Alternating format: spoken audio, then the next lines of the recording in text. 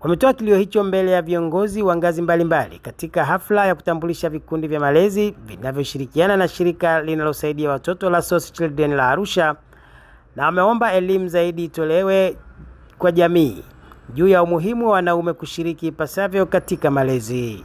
Ukatili unafanyika mara nyingi, unakuta mama yuko bize na mikopo, pombe, inamfanya mtoto mama akija akikuta labda chakula hakipo, hakijafanyika kama alivyomwambia labda upike au fanye nini, anakuwa mkatili kumpiga ule mtoto. Kinachotakiwa kufanyika ni elimu. Kwa sasa hivi mimi ninavyoona ni katika pande zote mbili. Baba anafanya ukatili, mama anafanya ukatili. Lakini pia nimekuja kugundua kwamba kuna watoto ambao pia wanafanyana ukatili.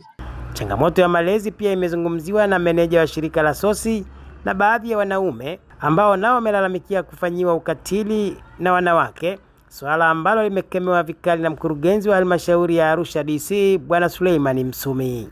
Hii ni sehemu mojawapo ya miradi ya SOS, na malezi haya kwa setup yake au kwa muundo wake, mama ndio mwenye jukumu kubwa la kulea wale watoto.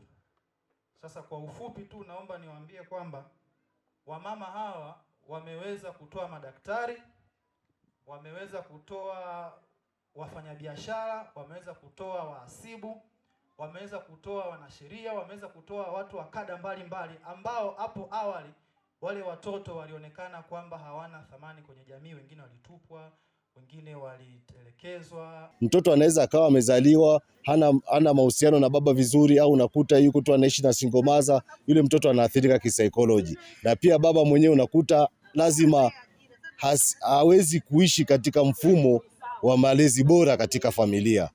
Akina baba wengi katika jamii wanakutana na ukatili wa kijinsia kutoka kwa wake zao au inawezekana kwa jamii iliyomzunguka.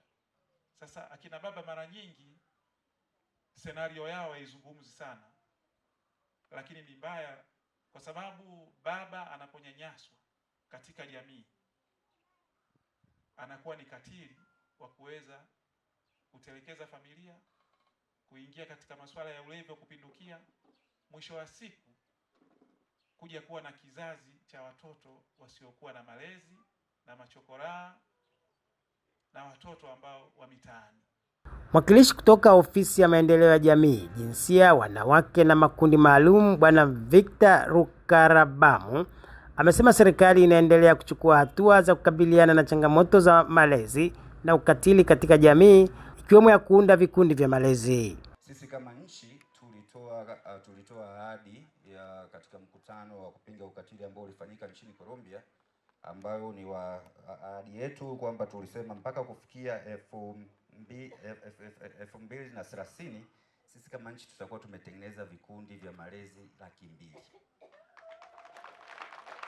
Sisi kama wizara tuliangalia kwamba jukumu letu la kuimarisha afua za malezi nchini kwa ajili ya kupinga vitendo vya ukatili, lakini pia kuimarisha maadili na mila na desturi zetu za Kitanzania, tuliamua tuone kwamba vikundi vya malezi litakuwa ni jukwaa bora la kuweza kuwafikia wazazi na walezi kuliko kwenda kwa mzazi au mlezi mmoja mmoja ili kutoa elimu ya malezi na makuzi ya watoto.